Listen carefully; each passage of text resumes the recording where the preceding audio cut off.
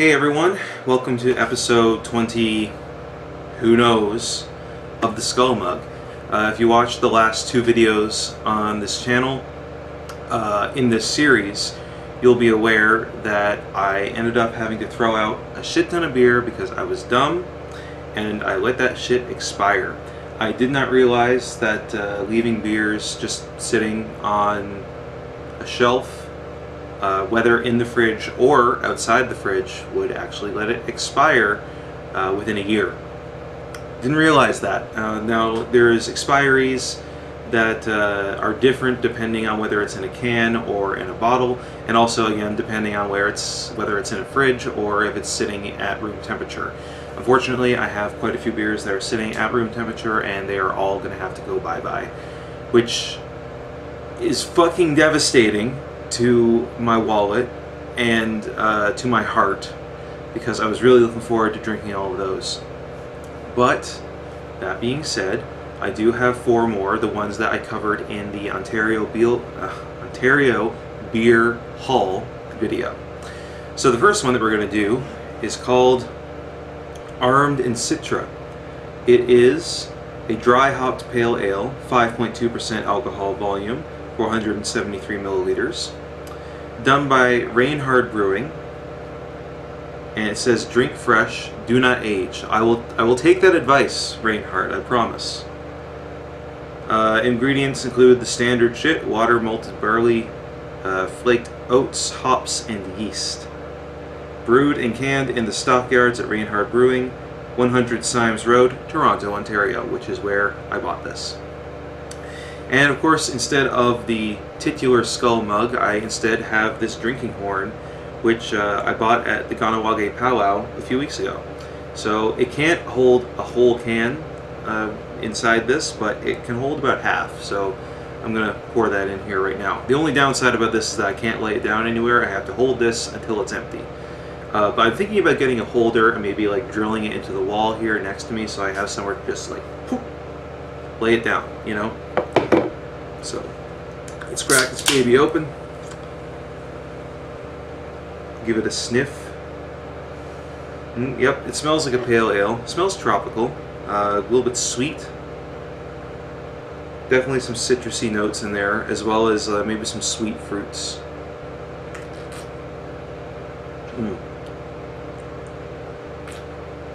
That is some pretty good shit. Let's pour. See? It's already full, and there's maybe like up to here left in the can. And you can't see it. I tried this in the last video, the one where I accidentally drank expired beer. But yeah, it's basically filled to the lid. So, well, I guess it's not really a lid, it's a rim.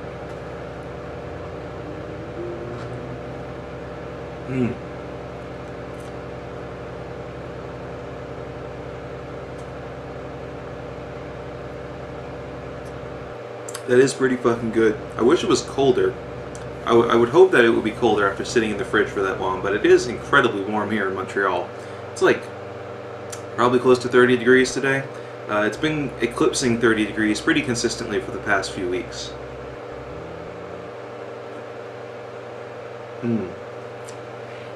Yeah. There are definitely notes of like orange, which, I mean, considering that this beer is called N Citra, I would hope so.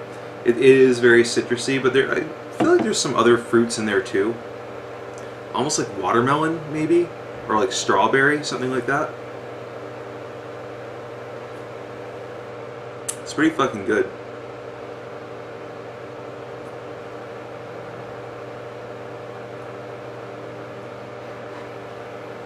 And before you ask, yes, I have washed this more than once, so I'm sure it was fine after I bought it, but I had to make sure that it was clean, just because, I mean, you never know, right?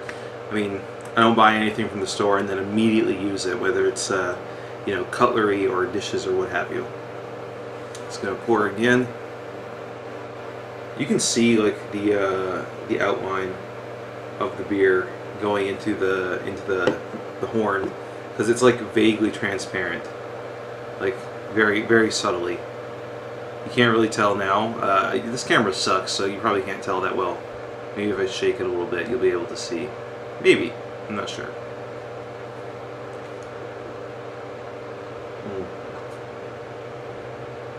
I gotta say, drinking out of one of these, never done it before, it's an interesting experience, to say the least.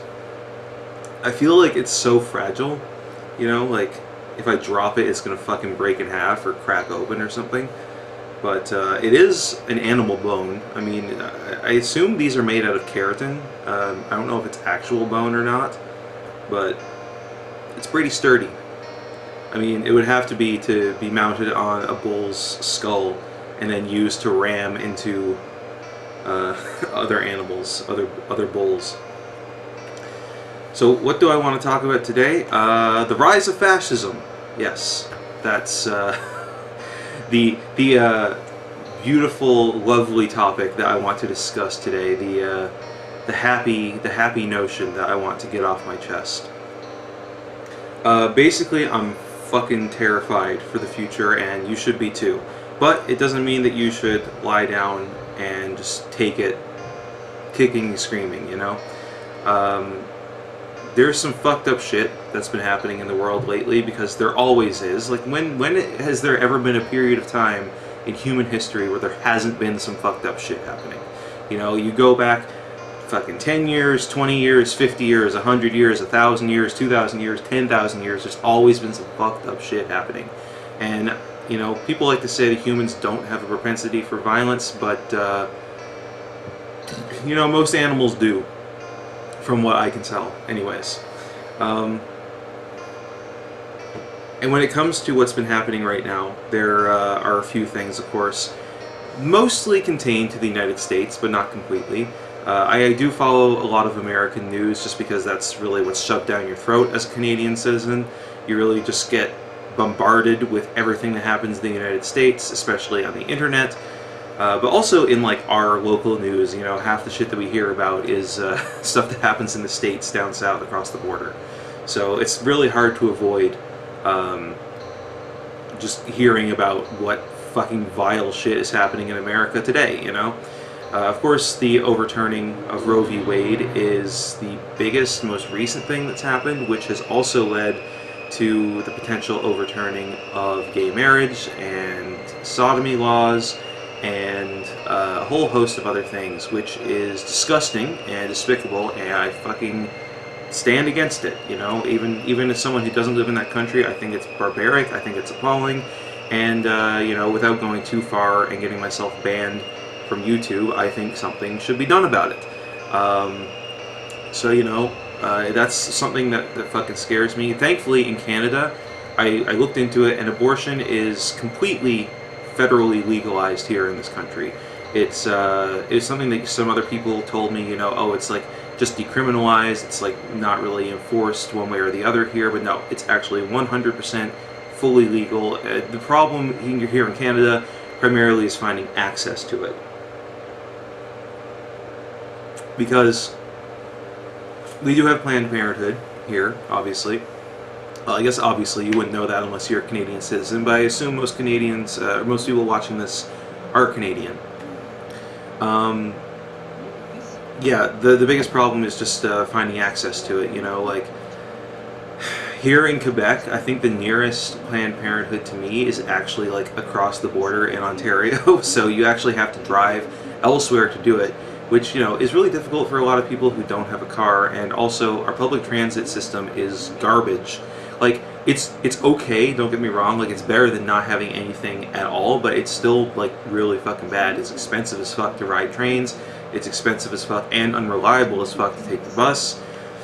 There's just a whole host of problems with it, and it fucking blows. But yeah, having access to abortion, I think, is a fundamental human right. And, you know, I remember just a few years ago following what was happening in Ireland with abortion being legalized there. Of course, Ireland being, like, an incredibly Catholic nation, and, you know, even they managed to fight hard enough and get that shit passed, so now it's, I'm not sure if it's just decriminalized or if it's fully legal in Ireland. I'm not familiar with Irish culture or Irish law, but the fact that one of the most staunchly Catholic nations in the entire world was able to get that shit passed, and now the United States, which is ostensibly a secular country, which we all know it really isn't, has now completely taken that off the books.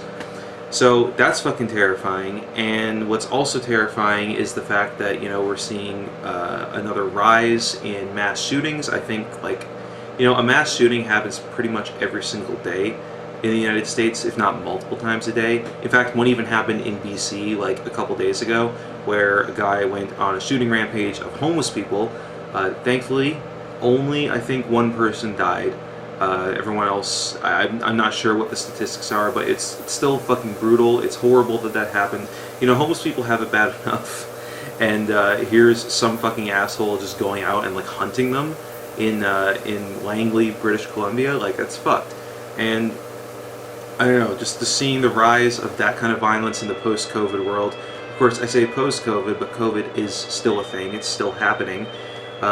It's fucking scary. I think people say that we are living in the safest time in history, and I believe that. I think that that's true, but it's also, I feel like people maybe hundreds of years ago didn't have the same access to information that we do now, thanks to things like the internet and global telecommunications. So we're just a lot more aware of all the crazy violence that happens around us on a day-to-day basis. But also, people hundreds of years ago didn't have automatic weapons, or rocket launchers and shit like that.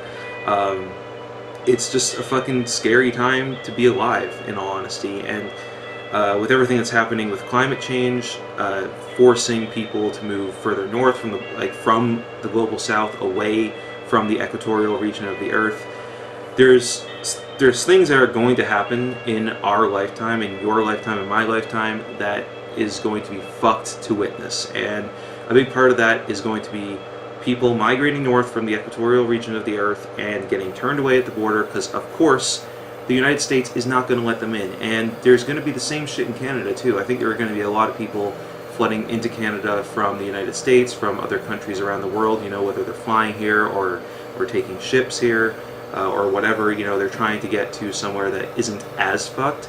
And because of that, there's probably going to be a lot of genocide, and that scares the fucking shit out of me. Because, I bear no ill will towards my fellow man. I wish that...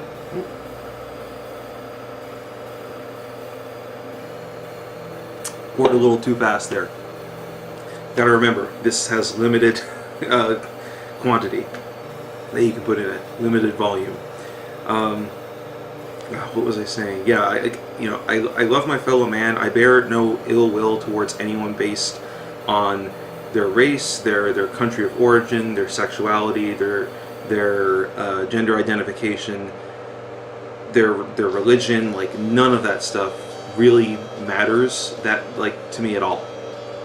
Maybe the religion does matter a little bit. I will say that. That's the only thing that I will probably be a little bit on, but that's the only thing. Everything else, it doesn't matter. You're not born with a religion. You're born and you're raised into a religion.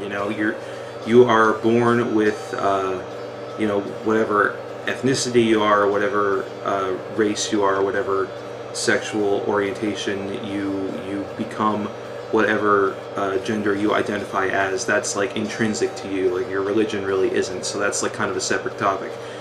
But even so, I still don't really judge people on that much.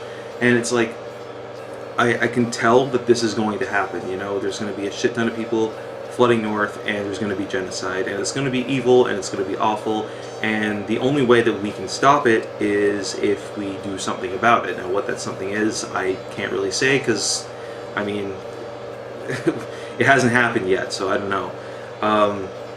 But it's fucking scary, and I don't know. Another thing that's happening too is there's going to be food shortages. We're currently living with a food shortage, and people seem to not be that aware of it because it's not really being covered by the news. But even myself, I go to the grocery store, and it seems like they're having a lot of issues keeping certain things in stock as frequently as they used to, even here in Canada. But in places in the United States, especially southern regions like in Texas, Louisiana, Florida, like those areas, California especially, where like a very, very large chunk of the nation's food stores are farmed. It's not looking good.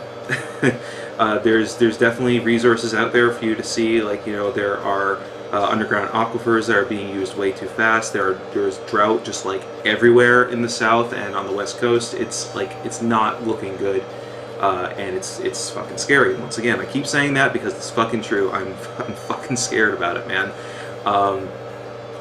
And besides that, there's also the fact that Canada has a insane percentage of the world's fresh water just in this country alone.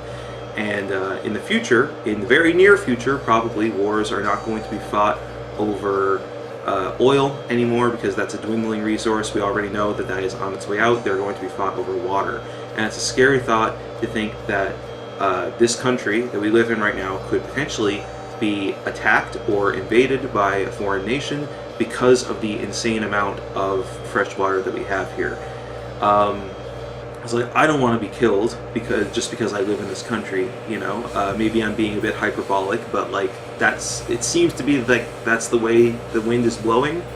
So call me insane if you want, but that's just genuinely how I feel about that matter. And honestly, I think that the most the most realistic outcome of this is that Canada ends up getting annexed by the United States. I know that that's what happened in Fallout, you'll say, and it's the people who wrote Fallout, the original games, anyways, took a lot of this shit into account. Like, people knew which way the wind was blowing in the 90s and the early 2000s. We're not that far out from most of the people who made that game are still alive, and they saw which way the wind was blowing back then, and they were right. And I don't know, I don't really have much point to this video other than trying to say, be aware of what's going to happen in the future. Like that's something that I look to. I try not to be too focused on the past, and I try not to be too focused on the future. I try to focus on like what it is that I'm doing right now, but I am usually always working towards something else, with all the things that I work on, all the different projects and stuff, making videos like this, doing drawings, working on music. I'm always planning towards something else. I work out, I try to work out as frequently as I can, and that's so that I can work to be a lot more strong and to hopefully extend my life as long as possible. I try to eat healthy, even though I fail at it a lot of the time. But that being said, I try not to focus too much on that shit, because what is happening right now is a lot more important. And what's happening right now is going to determine what happens in the future. So what I'm saying is you need to just be aware of what's happening in the news, but also don't focus on it too hard, because you'll just end up going into a depressive spiral. Like I've been there and I've done that, and it's not fun. But yeah, just try and stay attentive to what's happening in your country, especially like in your local area. That's something that a lot of people, I feel, disregard sometimes. They'll focus on the big picture of their country and the countries that surround them, or like their part of the world, or even the whole world as a whole. But the beer is starting to affect me now. I think that's like fairly obvious.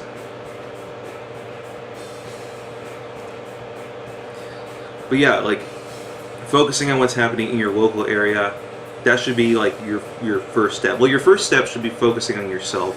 The second step, focusing on those around you. Third step, focusing on your local area. Fourth step, go out from there, I think that's kind of how I like to approach things. Like last year, I voted in the municipal election for Montreal for the very first time since I've lived here. It might have been the first time I was able to vote in the municipal election, and I went and did it. Even though, like, I know voting doesn't amount to much, it still amounts to something in my mind, which is better than nothing. But beyond that, community organizing is incredibly important. I try to give money to homeless people as often as I can. I try to be there for my friends as often as I can. It's it's important to have a network of people that you can trust and that you can depend on, because if shit goes really, really far south, you want to know who's backing you up. I realize I'm sounding paranoid and maybe a little bit like doomsday preppy right now, but if you're watching the way the wind is blowing, I keep saying that phrase, things are not looking good, and I am, once again, fucking scared. So, yeah, that's all I wanted to say for now. I'm thinking about starting another YouTube channel called Voice of Contrast, which will be very explicitly political, because I don't want this channel to be littered with too much political jargon or political talking points or stuff like that, because I realize that it can put people off, and the whole goal of this channel is to be more focused on like music and things that I'm interested in regards to like alternative culture and stuff like that. You know, like I had that video about like building a skateboard. I have these videos about drinking craft beer, all things that are kind of nestled together, discussing alternative culture and things that are related to it, not just the music. And politics is entwined with that, but I feel like it's not, this channel isn't the place for that. I want to have a channel that's very specifically targeted towards that, and if I do end up doing it, it's going to be called Voice of Contrast. I'm probably going to work on it with my partner, because in all honesty, she has given me a lot of political ideas, and she's really like been a huge importance in my life in terms of like, you know, not just like from being my partner, but like enlightening me to more political ideas that are pretty radical, but also like that makes sense to me, that maybe have always been there in the back of my mind, but it didn't fully make sense to me, or they needed to be like explained in a way where I fully grasped it and realized like, yes, okay, now I get it, this makes sense. And I realize I'm rambling, but that's what these videos are like. These videos are unscripted rambles where I get slightly buzzed while drinking beer and just talk about whatever. So if you enjoyed this video, please leave a like down below. Please hit subscribe to this channel, because I want to do a lot more of these in the future. If you want to see more, that greatly helps me out. And leave a comment too, and tell me, you know, what you think, like whether you agree, whether you disagree, whatever, you know. So yeah, thanks for watching. This has been Armed N Citra, pale ale, tropical flavor. I like it. It's pretty cool. From Ontario. Thanks, and I'll see you in the next one.